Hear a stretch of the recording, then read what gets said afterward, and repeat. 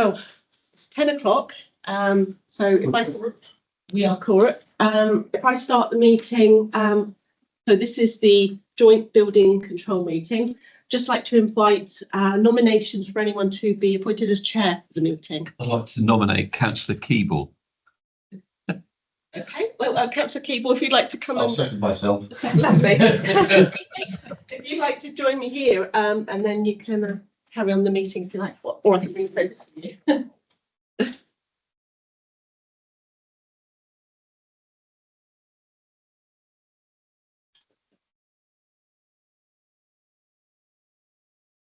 Welcome, councillors, officers, members of the public to the meeting of the Joint Building Control Committee. Remember, please switch off your mobile phones to silent. There are members of the public or press attending this meeting virtually. Can I please ask those attending virtually to switch off your microphone to avoid any disruption during the meeting? The meeting is being recorded and will be available in due course on the council's YouTube channel. A reminder to councillors, one, to ensure that those attending virtually can hear the proceedings, and for the recording to capture the entire meeting, please ensure that you project your voice and speak clearly. 2, please remember it's a formal meeting and therefore do not refer to each other by first names. And finally, 3, there is no fire alarm planned. Therefore, upon hearing the fire alarm, please leave the building via your nearest marked fire exit and assemble at the top of the top car park. My phone is turned off. First item on the agenda, apologies for absence. Received apologies from Councillor Dent, Chair. And Councillor Locke from Mid Devon, I believe, is on her way. I haven't heard anything otherwise. And it being her first visit is probably got the timings wrong. I spoke to her last week and she thought that Councillor Clist was still on this committee. Has that all been resolved? I have asked that question and it was clear in my mind that it was Councillor Locke. I can check. Yeah. So our records still show the other councillor. To approve as a correct record the minutes of the meeting held on the 23rd of January 2025 and 29th of May 2025, pages 5 to 12.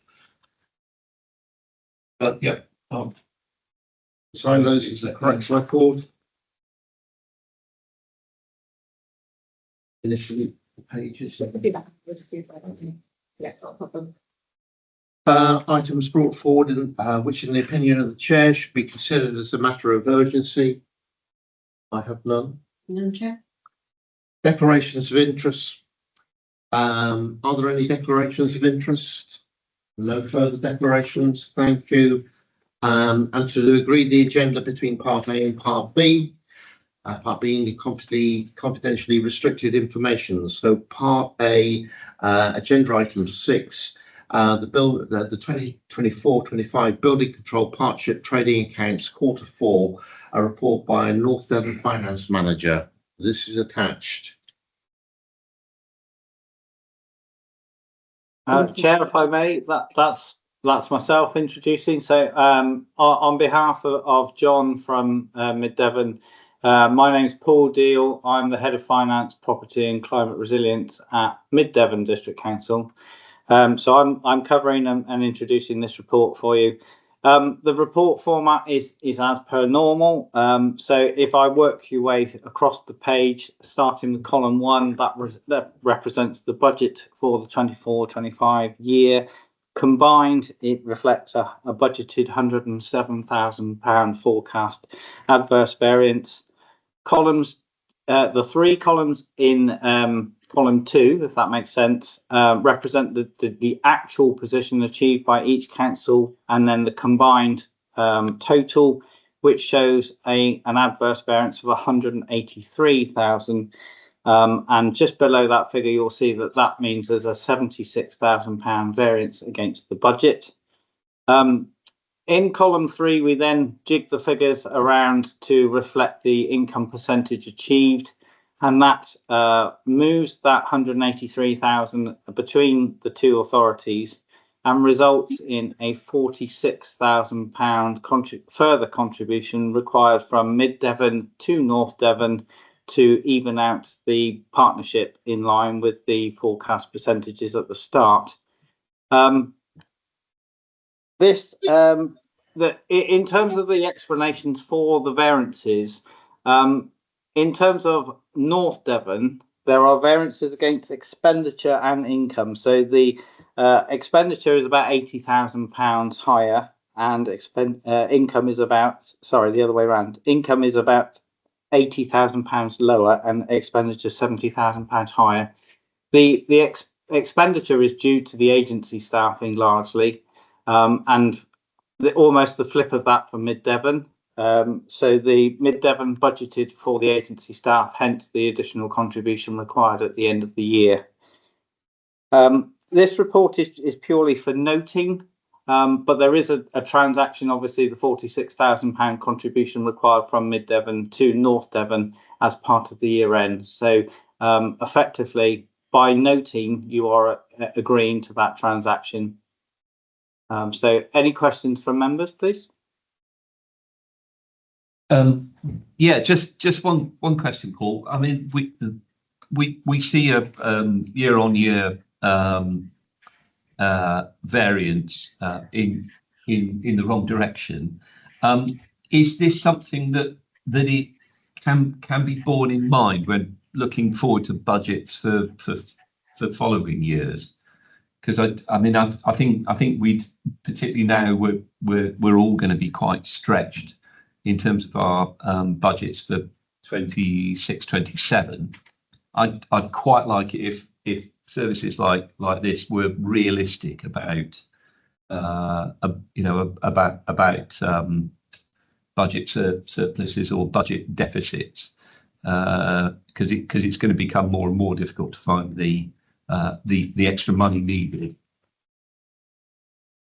Yeah, thank you for the question. So I think the answer is absolutely. Nobody would be setting a budget that they believe is not realistic at the time. The thing to bear in mind, unfortunately, is a budget is an estimate at a moment in time, and they're done quite a way ahead of the actual year. Things do change. In terms of the expenditure and the income, the expenditure we do forecast as accurately as we can on an anticipated staffing structure. The recruitment has proven very difficult over recent times, and that has led to more expensive agency. We have incorporated in 25-26 additional agency spend within there. And in terms of the income, again, absolutely, we would try to be as accurate as we can. It's very difficult to forecast the market and whether demand will rise or fall with the economic situation that we find ourselves in. But absolutely, but both North Devon and Mid Devon will be as accurate as we possibly can in forecasting next year's budget. Okay, thanks. I have no questions. So can I move from the chair that we accept the report? Yep. Thank you.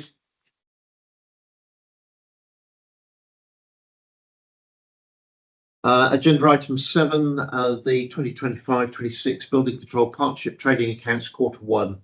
Paul Deal, I think this is probably back to you. Yeah, thank you, Chair. So yes, it's the same again, but this is the first quarter of 25-26, hot off the press. In terms of the format as before, I don't need to explain the columns, etc. So I'll go straight into the detail. In terms of the budget, the bottom of columns 1 there add up to a forecast 228 adverse variance, whereas column 2 shows a £214,000 variance.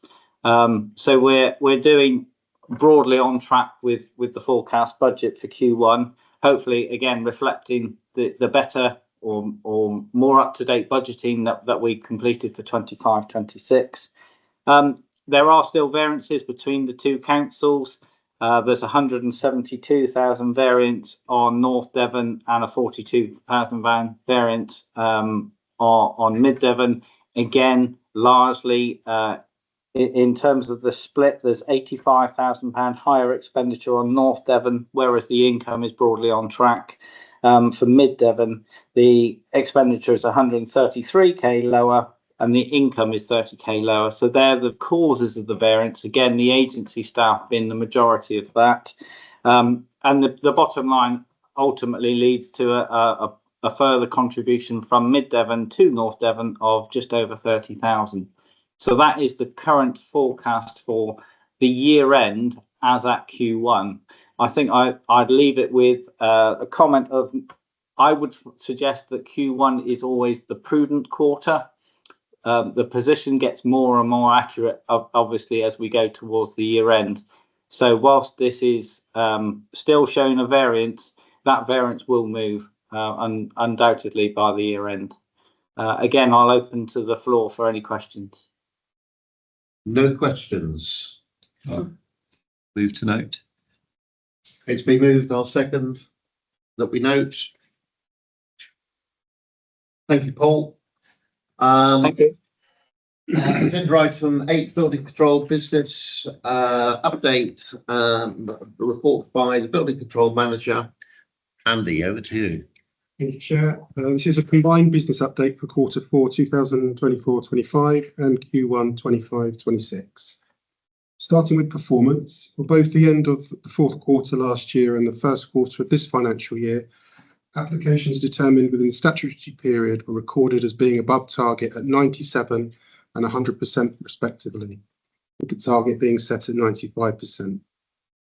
Applications determined within 3 weeks were measured at 83% the fourth quarter of the last financial year and 76% the first quarter of this financial year, set against a target of 95%.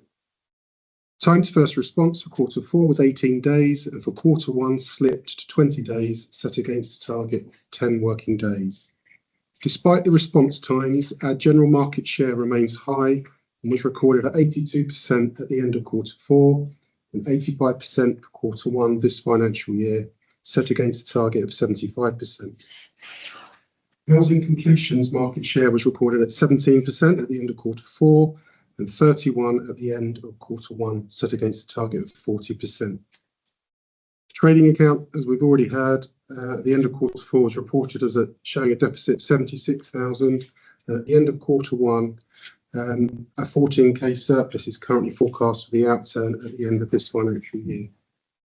Application numbers for quarter 4 were 281, up by approximately 20 applications on the previous years for the same period. And for quarter 1, 331 applications, which was down by about 30 applications on the same time in the previous year.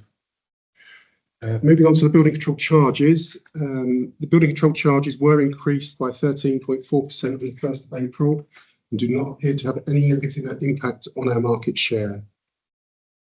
Moving on to the planning portal, we have re-engaged with the planning portal and can now receive applications through that portal. The partnership has kept open the option to submit directly to us for those that do not wish to pay the administrative charge. The planning portal currently charge, I think it's around about £40 a submission. The partnership will also consider further services provided by iDocs to allow a plug-in service whereby application information is automatically uploaded from the planning portal to our back office system, and it is hoped that some of the new burdens funding, once it's received, can be allocated to fund this project. Moving on to resources and workload, the partnership has now filled its vacant part-time technical position, and a new team member joined us at the beginning of July and has settled in well. Partnership continues to trade with 3 vacant full-time posts, backfilling one of those positions with an agency member and using overtime as a stopgap to the resource shortfalls. Our medium-term plan remains to grow our own and rebuild the team by appointing to career grade positions. Senior management have agreed to the 2 posts being created from the vacant positions in the structure and will sit under the North Devon employer umbrella, and North Devon HR have been sent all of the information and begun the process of evaluating these new positions. Budget and forecasted outturn for the end of financial year assume agency provision will remain for the rest of the financial year, and these 2 new career grade positions will be filled by October. The use of overtime and by the North Devon team to undertake the Mid Devon plan checking remains a temporary solution, but will be required until the new posts are filled and the recruits have sufficient knowledge, experience and qualifications to allow them to undertake the restricted functions. With regards to qualifications, 2 of our junior inspectors have recently passed their mandatory courses this quarter, one achieving their level 4 diploma in building control and the other passing his building control degree and also achieving chartered building engineer status. Unfortunately, current work pressures due to the resource frailties mean that the team have been unable to spend any significant time training and recording CPD, which is a requirement of the Building Safety Regulator and our professional bodies to maintain professional competence. Moving on to the Southwest Managers Group. Southwest Managers Group met at the beginning of July, and it was reported that the majority of the group had increased their charges around 10% by around 10% this year.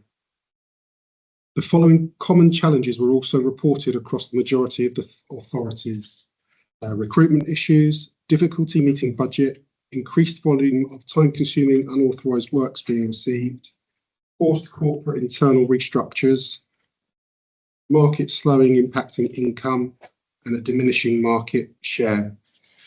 Interestingly, so far this financial year, the partnership has bucked the trend or the general trend, and as already been reported, income has been received at a more consistent level this financial year, and indeed from the beginning of the calendar year. And our market share is currently being recorded as high as it has ever been in the mid-80s.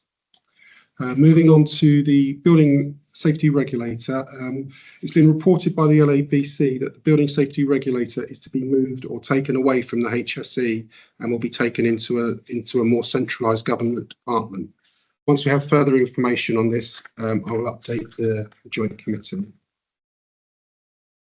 Moving on to the LABC CPS scheme, local authority building control teams are responsible for recording and maintaining CPS records for works that are undertaken by competent persons such as gas safe engineers, registered electricians and other competent registered individuals.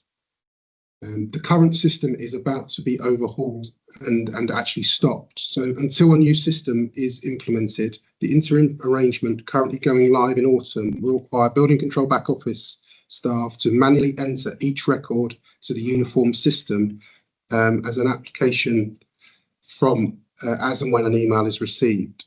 At current levels, this will mean the team will have to add around a further 100 applications a week to the system, effectively doubling the numbers of entries they are required to make. This is likely to overload the team and have a negative impact on the wider processing times of the team, land charge inquiries and building control completions.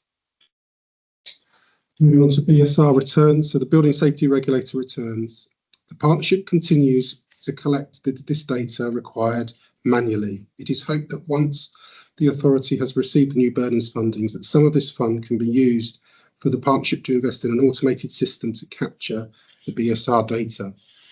The partnership has submitted separate returns to the BSR for the fourth quarter of last year and for the first quarter of this year, and we've received acknowledgements from the Building Safety Regulator that they have received our data. And finally, moving on to the Building Safety Levy. After a significant pause, ministers have now determined that the levy will come into effect in autumn 2026. The government have announced that there will be 2 rates of levy, one for non-previously developed land and one for previously developed land. The levy rate per square metre of chargeable floor space for works on previously developed land and for works on non-previously developed land for each authority area will be different. The total levy liability for works in building control applications or initial notices will be calculated by multiplying the levy rate for the district by the total chargeable floor area. This is measured by using the gross internal floor area of the works in the application or notice. So the rates that have been published for North and Mid Devon are as follows. Mid Devon for non-previously developed land, it's £13.49 per square metre. And for previously developed land, it's £26.98 per square metre. And for North Devon, for non-previously development land, it's £14.42 per square metre. And for previously development land, £28.24 per square metre. The senior management team and myself have been invited to a meeting in the next month or so to discuss how this will be implemented. And once we've attended, the partnership will need to decide how it will receive the levy, transfer it to central government, and report on how that levy has been received and how it's been calculated. Thank you, and that concludes my update. Thank you, Andy. As comprehensive as ever. I've got no questions beyond trying to understand. I still don't understand the difference in the rates between Mid Devon and North Devon on the building levy. Yeah, I mean, there's not been any specific guidance and any reasoning behind it, but I'm assuming it relates to the cost of development land and the cost of living in that area or development within that area. So I'm assuming that areas like, you know, central London and places like that, those rates are going to be much higher than they might be in a rural area. I haven't actually seen a published table of you know, across the country yet. So these are numbers that have been provided centrally. Yeah, so that we've been advised that's the cost per metre squared that we will have to apply. So I'm imagining that we will receive an application that will say we've got to develop a residential development that's got 2,000 square metres, and then we'll just multiply the 2,000 by that rate to give the levy that will have to be submitted with the building regulation application, and we will have to collect that. I don't understand why it's more than double for previously developed land. No, it is double for previously developed land. Yeah. I have no answers for you, I'm No. afraid. We will perhaps learn more once we've been to the, you know, this has been announced without any meetings. So we're having the meeting in the next few weeks. So I'm hoping I'll be able to shed a little bit more light on it for you at the next joint committee. Okay, thank you. So in summary, this has been externally imposed upon us. So in terms of a management process, we have no influence over that management. No, absolutely not. We're going to be expected to collect it, obviously then transfer it to central government, and also report quarterly and annually on how we've come to those decisions, and so we're going to have to keep records of when we receive an application, you know, that we worked out or checked the levy amount that they are submitting to us is correct. So there's going to be quite a bit of work involved for us to process that. I mean, I know it's only a small amount, but I mean, there's already a problem with viability of housing development in North Devon. You know, the costs of building are higher than they are in a lot of other places, and this just adds to that, doesn't it? And it's just going to be passed on to first-time buyers, I guess. Yeah. But people wanting to buy places. Yes, but presumably in those areas that have got higher land values and are more profitable, they will be the levy will be at a much higher rate. So in that sense, I hope that we don't lose out. But you're saying any additional costs is a discouragement in the marginal areas where profits are low. Yeah, I mean, the example given is from Dover, which appears to be almost half previously developed land.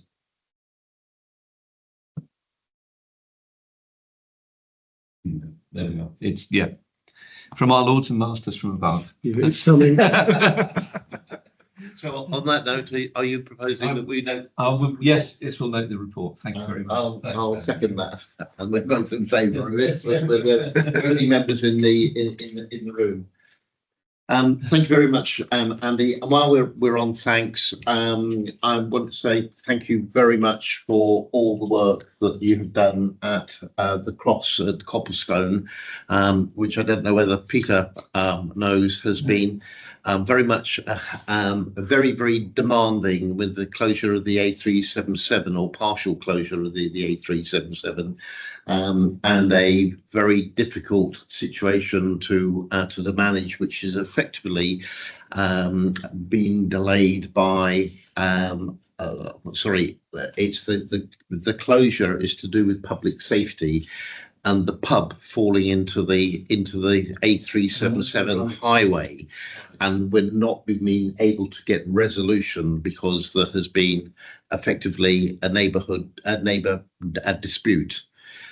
But hopefully Andy we'll have a conversation about it, the update. Hopefully we'll get the road open next week.